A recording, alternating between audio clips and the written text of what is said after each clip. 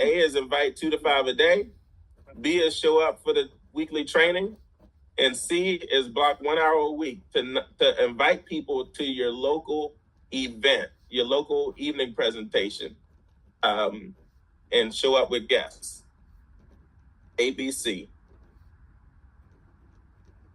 The foundation of the 10 core commitments. Good to go? Yeah. All right. Yes, sir, Mr. Dunlap.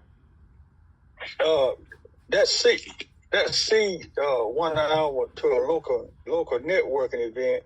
What if in your area, most of the thing is on Zoom? What if you don't have a local networking event? Great question. If you don't have a local networking dinner, which is the weekly presentation for Legal Shield in the evening, you get to own it. You get to own it. Start it. Get it going. Partner up with somebody. Get it going. Figure out how to get that started. I'm actually in Fresno, California right now. One of my new team members is coming on board and serious about getting this thing going. We're about to get a weekly event started in Fresno, right? She's going to run it. I'll come support it maybe once a month.